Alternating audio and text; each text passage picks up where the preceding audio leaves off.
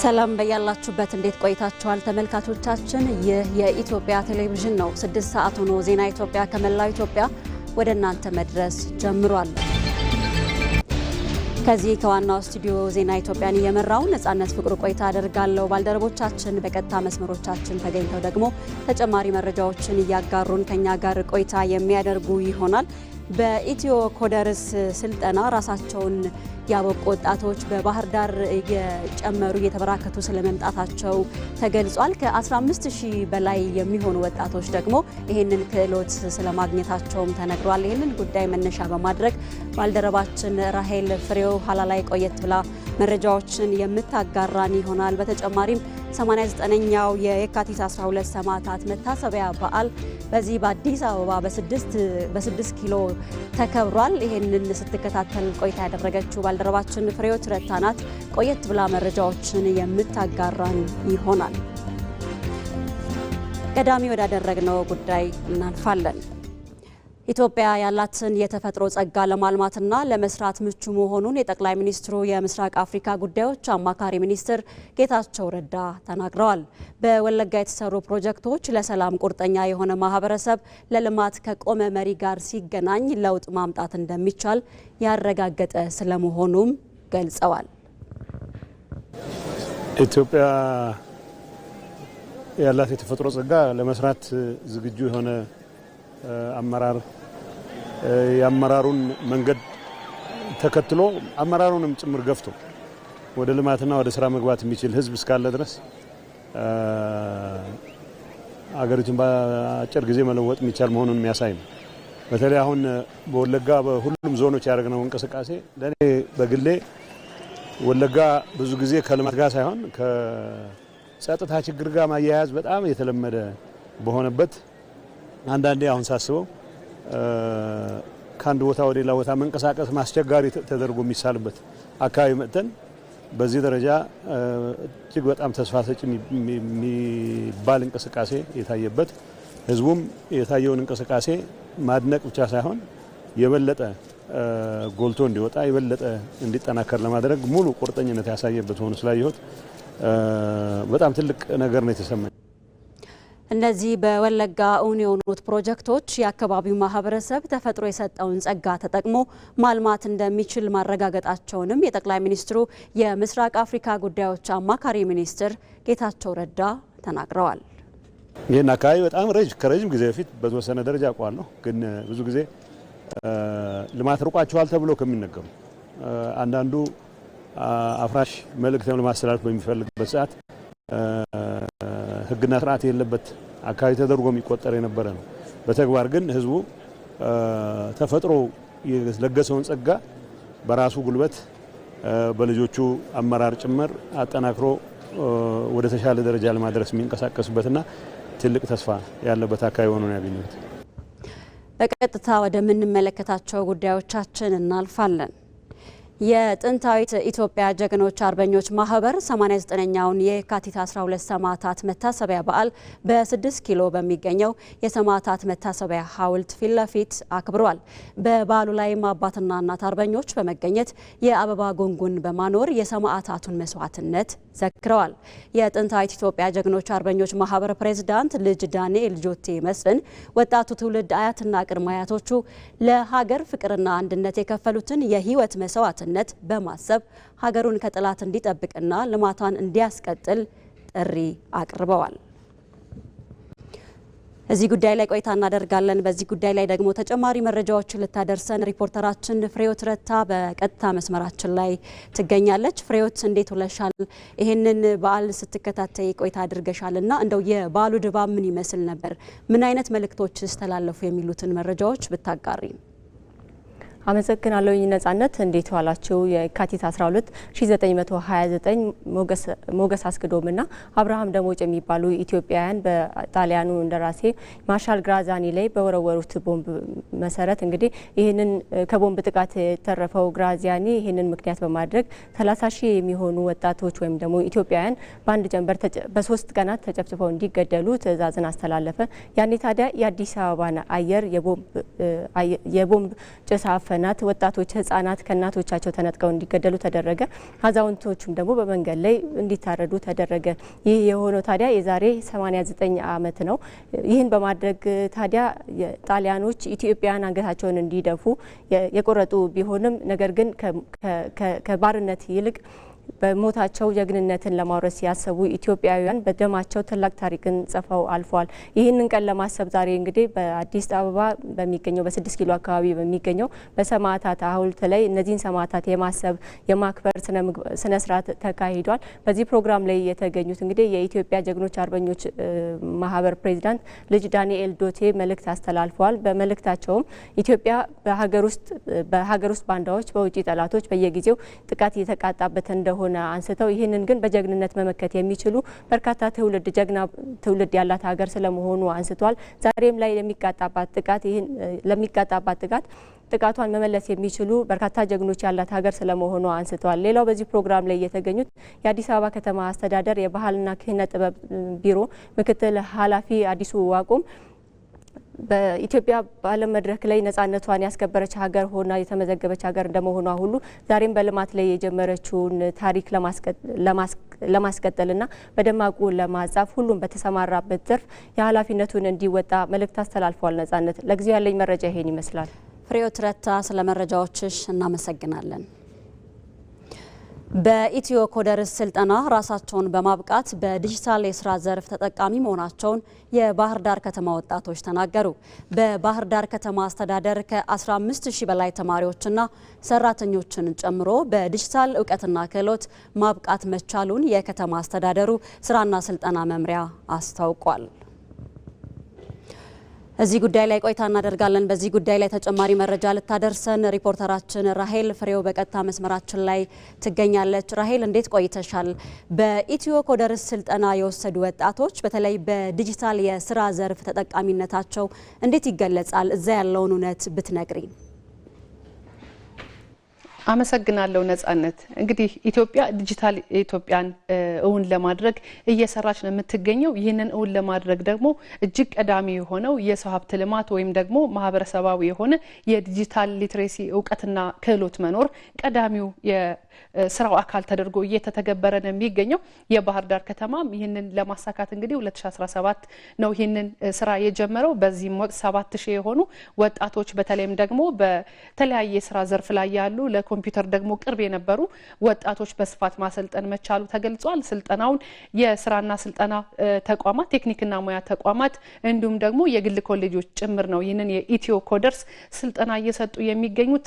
ወጣቶች እንዲሁም የመንግስት ሰራተኞች ለኮምፒውተር ለዲጂታላይዜሽን ቅርብ እንዲሆኑ እውቀቱ እንዲኖራቸው ክህሎቱ እንዲኖራቸውና በተለይ ኢትዮጵያ እየጀመረች ላለችው በስፋት እየሄደችበት ላለችው የዲጂታል ኢትዮጵያ እውን መሆን እና ዘርፈ ብዙ የሆኑ አገልግሎቶችን በዲጂታል መስጠት እና በጣም ተጠያቂነቱ የተረጋገጠ ህጋዊነቱ የተረጋገጠ ብሎም ደግሞ ለሀገር እድገት ትልቅ አበርክቶ ያለው የዲጂታል ዘርፉን ለማልማት እነዚህ ህጆች እጅግ ያስፈልጋሉ። በተለይ ወጣቶች ደግሞ በዚህ ዘርፍ በስፋት እውቀቱን ቶሎ ይዘው ከመንቀሳቀስ አንጻር ወደ ተግባር ገብተው ነው ያገኘናቸው። በባህር ዳር ከተማ ይህንን ስልጠና የወሰዱ ወጣቶች በ2017 ማለት ነው ስልጠናውን የወሰዱ ወጣቶች ሶፍትዌሮችን በማልማትና ለድርጅቶች የተለያዩ የዲጂታል ተኮር ስራዎችን በዲጂታል ዘርፉ የሚፈጠሩ ስራዎችን በመስራትና በማገዝ ገቢ ያገኙ ስለመሆኑ ገልጸውልናል።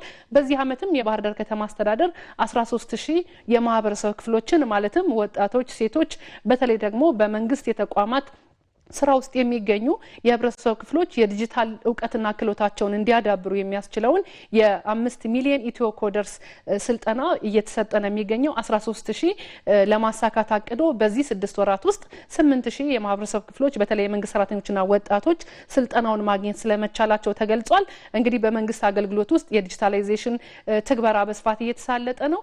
ከዚህ ጋር ተያይዞ ይህንን ክህሎት ያገኙ የመንግስት ሰራተኞች ስራው ዳር እንዲደርስ በማድረግ በኩልና ሀገሪቱ የጀመረችውን የዲጂታል ኢትዮጵያ እውን መሆን የበኩላቸውን ለማበርከት እድል የሚሰጣቸው ስለመሆኑ ነው ባነጋገርናቸው ወቅት የገለጹልን። ሌሎች መረጃዎችን በሌሎች የዜና ሰዓት ይዤ መለሳለሁ። ነጻነት ራይል ፍሬው፣ ስለ መረጃዎችሽ እናመሰግናለን። ተመልካቾች ከኢትዮጵያ ቴሌቪዥን የሚተላለፍላችሁን ዜና ኢትዮጵያን እየተከታተላችሁ ትገኛላችሁ። ወደ ሌሎች ዜናዎች አልፋለሁ። የኢትዮጵያ ብሔራዊ ባንክ ያደረገው የውጭ ምንዛሪ መመሪያ ማሻሻያ በኢንቨስትመንት ዘርፉ ላይ የነበሩ ማነቆችን መቅረፍ የሚያስችሉ መሆናቸው ተገለጸ። ማሻሻያው የውጭ ባለሀብቶች የፋይናንስ ስርዓቱ ላይ ያላቸውን እምነት በመገንባት የውጭ ምንዛሪ አቅርቦትን በማሳለጥና በተለይም ተገማች አሰራርን በመፍጠር የውጭ ቀጥታ ኢንቨስትመንት ፍሰትን በከፍተኛ ሁኔታ እንደሚያበረታታም ታምኖበታል። በጉዳዩ ላይ ዮሐንስ ፋንታውን ተጨማሪ ዘገባ አለው።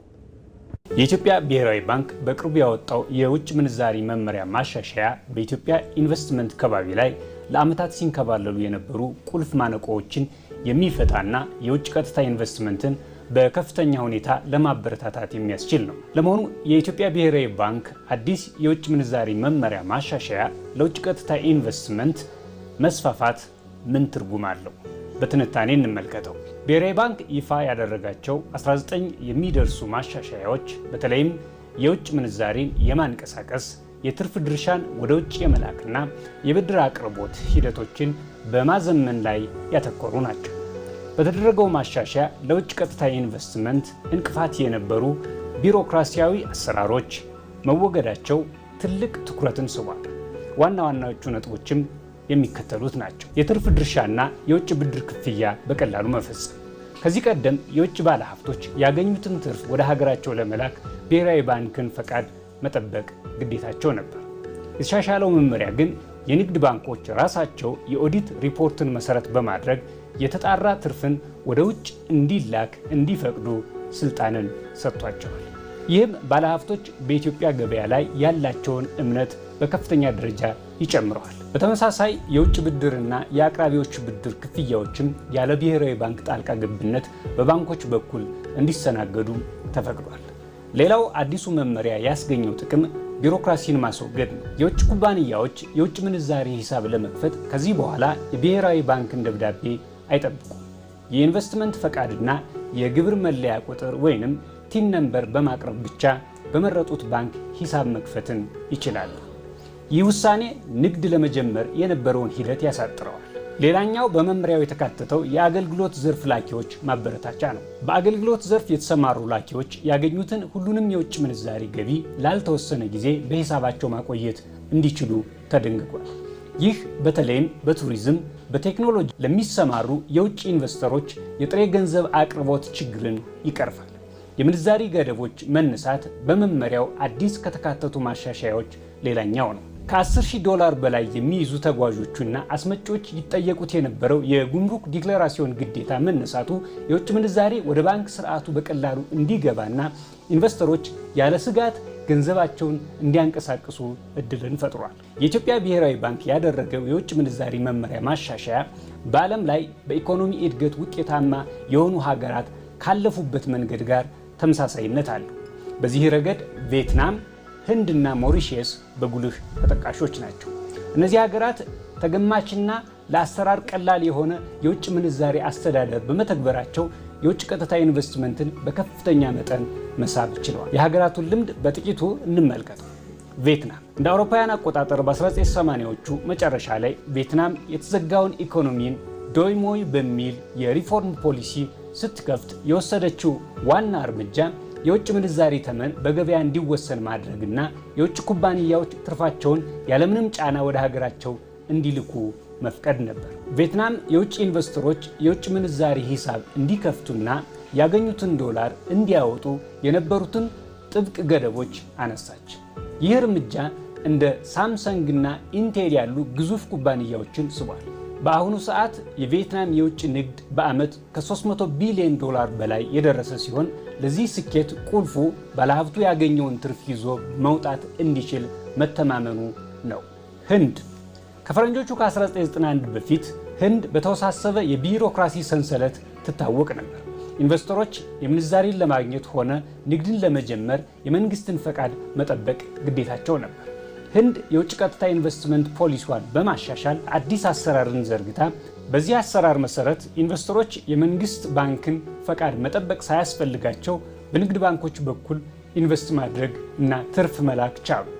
ይህም ህንድ የዓለም የአገልግሎትና የቴክኖሎጂ ማዕከል እንድትሆን አግዟታል። ሞሪሼስ የአፍሪካ የፋይናንስ ማዕከል የሆነችው ሞሪሼስ በአፍሪካ ምድር ለውጭ ኢንቨስተሮች ገነት በመባል ትጠቀሳለች። ለዚህ ዋና ምክንያቱም የካፒታል ቁጥጥር አለመኖሩ ነው። በሞሪሼስ አንድ የውጭ ኢንቨስተር የፈለገውን ያክል የውጭ ምንዛሪ ወደ ሀገር ማስገባትም ሆነ ያገኘውን ትርፍ ወደ ውጭ መላክ ይችላል። ምንም አይነት ገደብ የለም። ምንም እንኳን ኢትዮጵያ ሙሉ በሙሉ ገደብ ባታነሳም አሁን የጀመረችው ማሻሻያ ወደ ሞሪሼስ አይነት የነፃ ገበያ ስርዓት የሚወስድ መንገድ ነው። ከነዚህ ሀገራት ልምድ የምንረዳው የውጭ ቀጥታ ኢንቨስትመንት ለማደግ 3 መሰረታዊ ነገሮች እንደሚያስፈልጉት ነው። እነዚህም የትርፍ መላክ፣ የቢሮክራሲ መወገድና ተወዳዳሪ የውጭ ምንዛሪ ተመን መኖር ናቸው። የኢትዮጵያ ኢንቨስትመንት ኮሚሽን መረጃዎች እንደሚያመለክቱት ኢትዮጵያ በምስራቅ አፍሪካ የውጭ ቀጥታ ኢንቨስትመንት በመሳብ ቀዳሚ ሀገር ናት። ለምሳሌ በቅርብ ዓመታት በአማካይ በየዓመቱ ከ3 እስከ 4 ቢሊዮን ዶላር የሚጠጋ የውጭ ቀጥታ ኢንቨስትመንት ፍሰት ይመዘገብ። ሆኖም ኢንቨስተሮች ያገኙትን ትርፍ ወደ ውጭ ለመላክ አለመቻልና የግብዓት መግዣ ዶላር ማጣት በርካታ ፕሮጀክቶች በአቅማቸው ልክ እንዳይራመዱ አድርጓል። መንግስት በቅርቡ ይፋ ካደረገው የማክሮ ኢኮኖሚ ማሻሻያ ጋር ተያይዞ ይህ እርምጃ በሚቀጥሉት ዓመታት የውጭ ቀጥታ ኢንቨስትመንት ቢያንስ በ20 በመቶና ከዚያ በላይ የማሳደግ አቅም ይኖረዋል።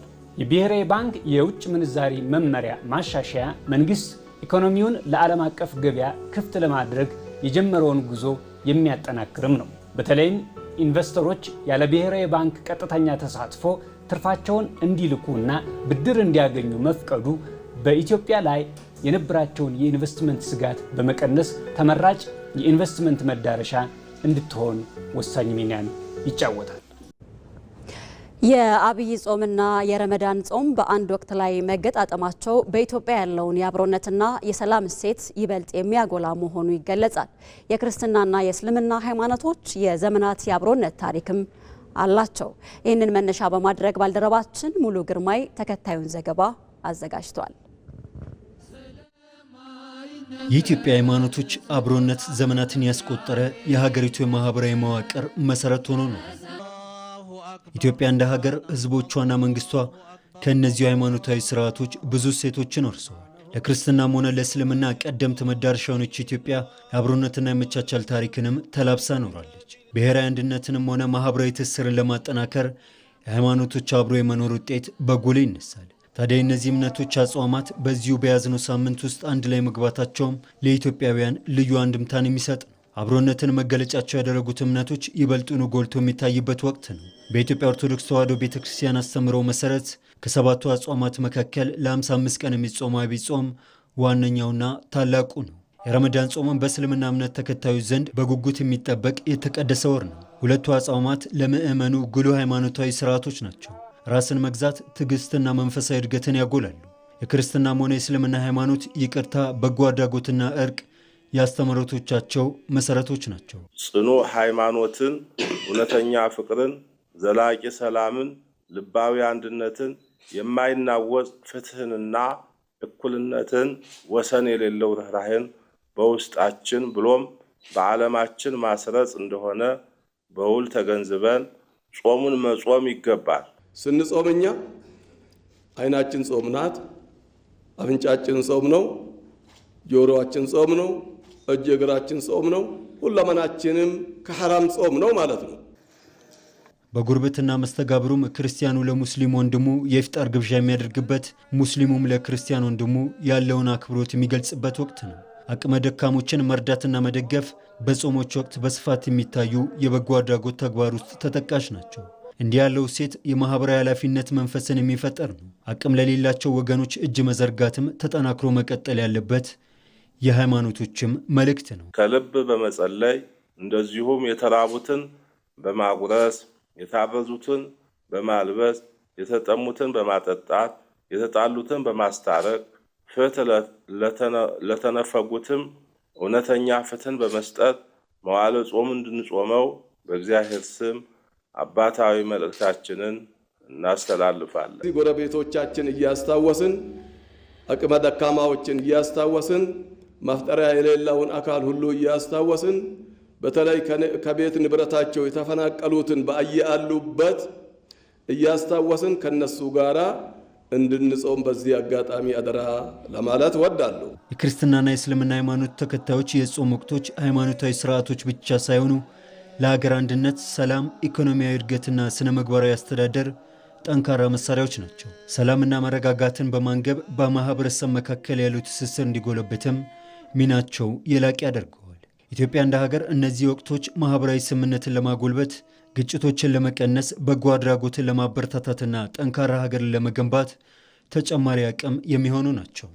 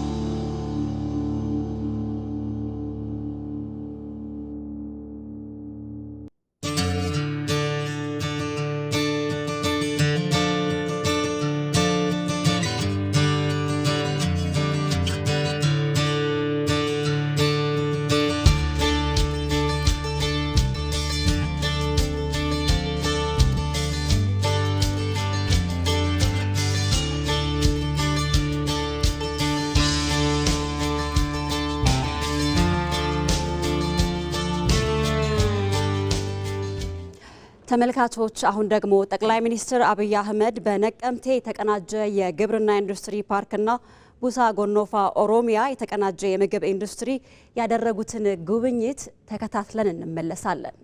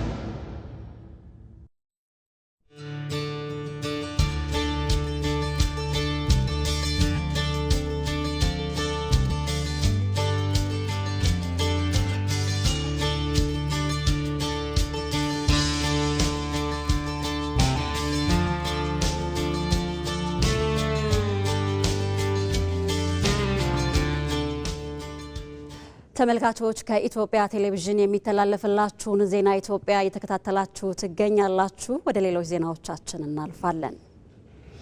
በጅማ ዞን በ50 ሄክታር መሬት የተጀመረው የስንዴ ኢኒሼቲቭ ዛሬ ላይ ከ450 ሺህ ሄክታር በላይ የስንዴ ሰብል ለመሸፈን መቻሉ ተገልጿል።